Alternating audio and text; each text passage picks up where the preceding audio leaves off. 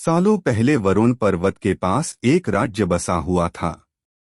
उस राज्य में एक बड़ा सा सांप मंदविष भी रहता था। बूढ़ा होने की वजह से वह आसानी से अपना शिकार ढूंढ नहीं पाता था। एक दिन उसने तरकीब सोची।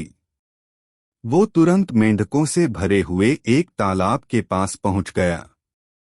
वहां वह दुखी सा होकर एक पत्थर के ऊपर बैठ गया। तभी पास के पत्थर पर बैठे एक मेंढक ने उसे देखा। उस मेंढक ने थोड़ी देर बाद सांप से पूछा, चाचा, क्या बात है, आज आप खाने की तलाश नहीं कर रहे हैं? अपने लिए भोजन नहीं जुटाएंगे? इतना सुनते ही सांप ने रोनी सी सूरत बनाकर मेंढक को कहानी सुनाई। सांप ने कहा, मैं आज भोजन की तलाश में किसी मेंढक के पीछे पीछे जा रहा था। अचानक से मेंढक ब्राह्मणों के झुंड में जाकर छुप गया। मेंढक को भोजन बनाने के चक्कर मैंने गलती से एक ब्राह्मण की बेटी को काट दिया, जिससे उसकी मौत हो गई। इससे नाराज होकर ब्राह्मण ने मुझे श्राप दे दिया।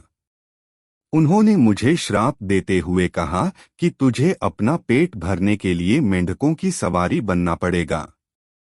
इसी वजह से मैं इस तालाब के पास आया हूँ। यह बात सुनते ही वह मेंढक तुरंत तालाब के अंदर गया और अपने राजा को सारी बातें बताई।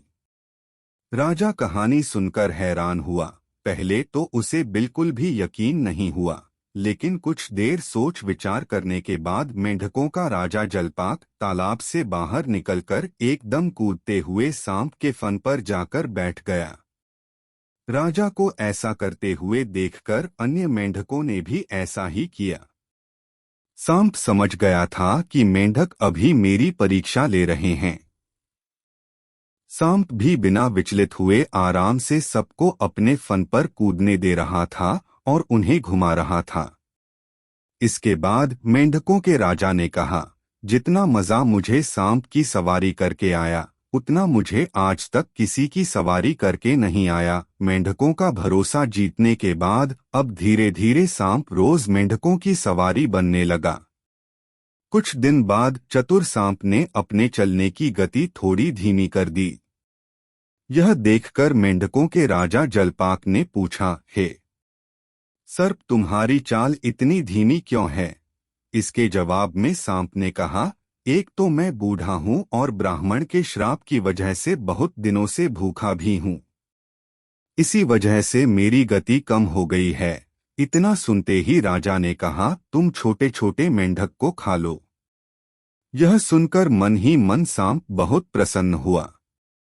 उसने कहा, राजन, मुझे ब्राह्मण का श्राप है।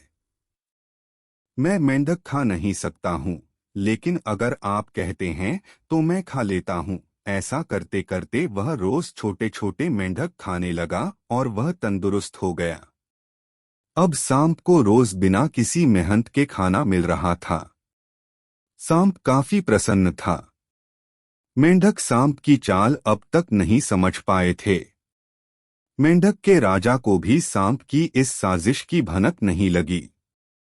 होते होते एक दिन सांप ने मेंढक के राजा जलपाक को भी खा लिया और तालाब में रहने वाले सारे मेंढकों के वंश का नाश कर दिया। कहानी से सीख, किसी भी शत्रु की बात का जल्दी से भरोसा नहीं करना चाहिए। इससे खुद की और अपने लोगों की हानि होना निश्चित है।